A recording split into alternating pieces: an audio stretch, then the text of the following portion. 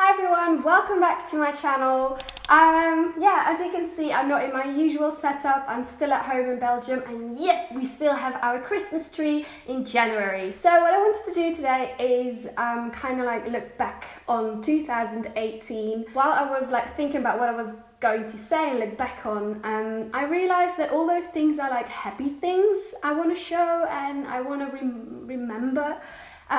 So that's why I just want to say before I start is like these things are only the best and coolest things that happened, and like I don't know, 50% or 60% of the time it's just like a more normal life, or like I felt bad as well, I cried as well, I was angry, I was sad, I was everything. So it's not just, I just want to say my life isn't just only all of these things, but I do want to like look at this video in a year or like in 2 years or 10 years and remember the year with the positive things that happened. Let's start with the video. The most changing thing in our lives of me and my family was I think at the end of February, March, something like that. We got a cat, Gigi.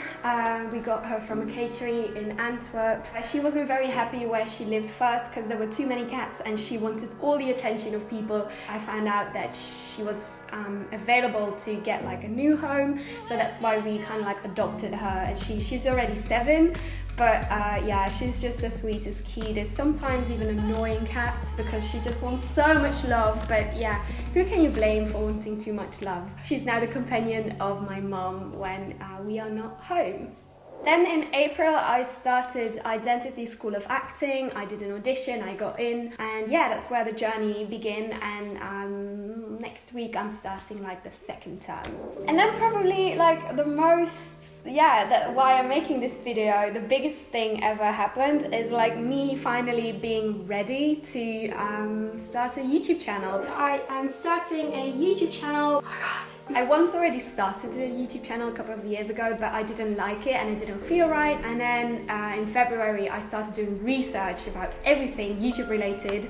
And then in May, April, I finally did it and I made a YouTube channel. I thought so long about the name, and in the end, I just took my own name. And the first video I did was a drawing video about Marito Majanohana, an anime that came out around that time. So, and it took me I think 5 days to film that because it's just so many steps and my camera is kind of old, so I need to like focus manually.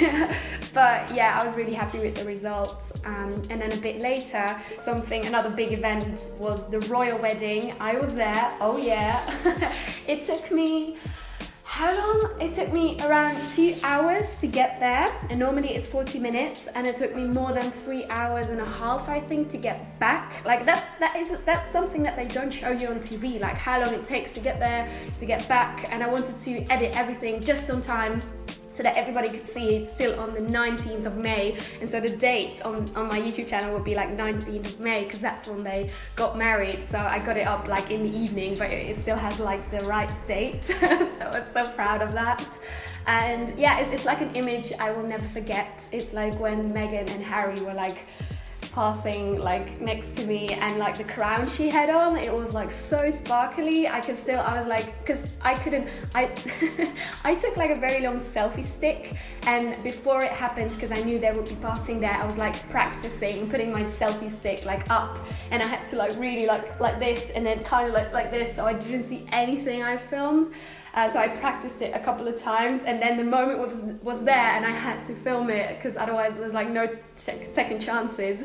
Yeah, and I did it, and I love the shots, and I took it down like please. It was sharp and it was very nice. So I was really happy. After that, in May, I was on a couple of really cool sets. There was like a reshoot for Mary Poppins, and I was on that reshoot, and I saw like Emily Blunt and Meryl Streep, like the director of photography, all the, like everybody was there, and I just learned so much. I was in the location department, so I was responsible for the location with other people, not just me, and it's so hard to get in there. So yeah, I'm just really proud I did that. I can't really talk about that because I signed contracts, so yeah. And another set I did, which was pretty cool, is like the post-production of Aladdin. I was a runner, so I was making coffee and tea and crisps, and I was cleaning the kitchen and those kind of things. Like, that's where you start. But then they were just playing the movie like on loop, and then when they were doing that, I could just sit and watch, and it's like, ah! And yeah, after a while it's like, ah. So these are the two sets I'm really proud of that I got on them, even though it was for a short amount of time. I really liked it, and I will never ever forget the experience. In the meanwhile, I was starting to do non-tourist food guides through London, because I really love these restaurants, and I want to share it with people who come to London and like have them enjoy the best food for a good price quality. And yeah, so I'm so happy I went to like this pizza place for that was my first movie, and they actually contacted me and said they loved my video. So now it's actually in the restaurant, in the pizzeria, there's like a TV, and my little video is on there like 24 hours. Yeah, so that's really cool. Like, I never expected that to happen, and I want to continue doing it, and I also want to do it like in other countries. So wish me good luck. Oh, and something else that happened this year, I got casted for a BBC series, like a detective series, very dark, in Belgium, and it was a very big audition, and like learned so much text in such a short time, and I was there and I did it, and I was so proud of myself. I really thought like, oh, this is going to be, yeah, I'm gonna get it, and then I didn't get it, and then like 1 month later I got casted for the same production, but in England. So the first one was in Belgium, and then now in England for the same production. Like, from all those thousands and thousands of people, I got casted. So I was like, oh yeah, this is a sign, I'm gonna get the part. And I did the audition, I waited, I forgot about it, and I was still like thinking like, oh, maybe I'm gonna get this part in this very cool BBC series. And then in the end I didn't get it. Just to tell you, like, sometimes you think, oh yeah, now it's gonna be that one moment, and then it doesn't. So yeah, but it was just so funny that like suddenly they called me and I'm like, oh yeah, but you already casted me. Oh no, wait, that was in another country. So that's really cool to see like how big the world is, but also very small. Then in the summer, so I'm vlogging for a children's channel in Belgium called VTM Kids, and in the summer they made like the first fictional series about the vloggers that make vlogs for them, but like so it's fictional, so everything that happens there is scripted, it's written out, so it's not real. But it's funny because we play ourselves, and they made a second series in the winter which was just out, and it's called Vloglab Winter. So that's cool, and let's see where this goes. And then something I will really remember this year by is a very interesting workshop. It was organized by Kiki K, and it's one of my favorite brands for stationery. So it was the founder of the store that was there, and she also invited Terrorite Trent. They talked about dreaming and about how important dreaming is for a person, and to dream about big things and even bigger things, and just not to be afraid and shy to talk about it, and just follow your dreams. And that was the first time that I was thinking about the biggest thing I could ever imagine, and that's like winning an Oscar for best actress, like Polish Belgian actress, because that nobody ever got an Oscar that's like Belgian-Polish. And then I was thinking, oh, okay, but how can I go even bigger? And then, oh, maybe, yeah, as a director as well, because that means if you as a director have an Oscar, that means that you've made great movies and that you've done a lot of them. And for the first time I was thinking that, and then they were like passing on the microphone and you could say it out loud, and I was just so stressed, and my whole body started sweating because there was like this whole group of people, and then we could say these things out loud, and that was like the first time me saying that, and even like daring to think something so outrageous that like it's miles and miles and years away from me. But then I think like, why not? And because of that, I started thinking like everybody should be able to dream big and even bigger, and just not be afraid of it, to like share it, because you never know who's like in the room that can help you to achieve that dream. So that's how I started doing my little series on Instagram asking people, what's your biggest dream? If you could have something right now, anything in the world, what would it be? Or what would you wish for someone else? And I really like that. That really inspired me this year, and it's like a step forward in not being scared of what you dream and just be confident about it and work towards it. Yeah, that was a long piece. So after that, I worked so much in the summer because I do this YouTube channel, but I also do a lot of other things. But then I needed a holiday, I needed a vacation, so I went to Mykonos, and that was the first time in my life traveling like on a holiday alone, like being alone, because I travel alone all the time, but not as in like, and now you need to relax. Normally it's like travel, family, work, and now it's like sit and do nothing. But I really needed that, and I'm really happy I did that. And what I learned from this is like, if you travel alone, you meet like amazing people, and that's like a bonus you get. And I'm so happy I did it, and I met two lovely girls. One of them lives like very close to me in London. Hi, if you're watching this.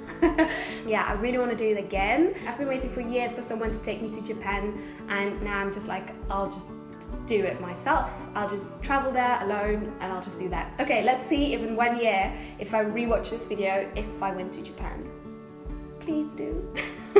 Okay, this is one I want to talk about as well. So I was in Belgium at Medialand, that's like a TV company in Belgium, and they have like the Voice studio there, and we were doing like a backstage video. One of the actual guys who sits in the chair asked like, oh, who wants to be the presenter? And everybody was like, yeah, me to get in the chair, but nobody said like, yes, me to do the presenting stuff.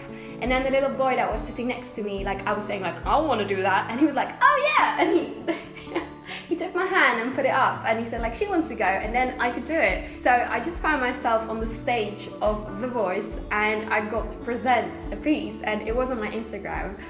This is how it looked. 4 coaches gaan samen op zoek naar de allermooiste stem van Vlaanderen.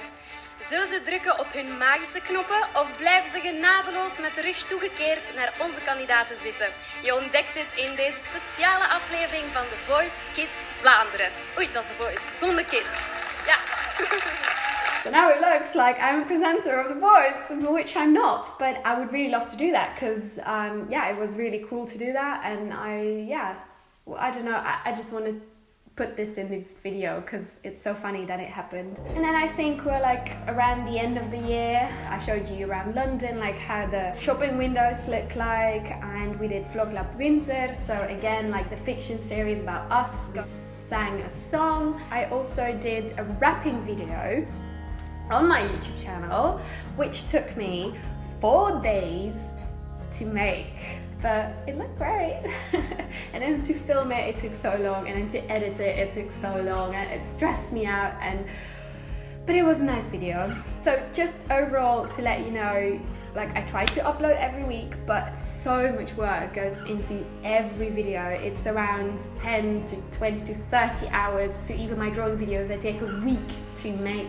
So thank you very much if you're watching, and sorry if you expect one every week. But yeah, I'm doing my best. I always want to make videos if I feel like it. I don't want to be like, you have to, because I don't want to like lose the sparkle. And then I started the new year with leftover sushi, so how amazing is that? Okay, only pizza could have been better, but sushi was amazing as well. Oh, he's there. Do you want to be in it? No. So overall, this was a year where I kind of like learned to accept Instagram, accept YouTube. I even started TikTok, but I also like, I don't want to lose myself in all of these things.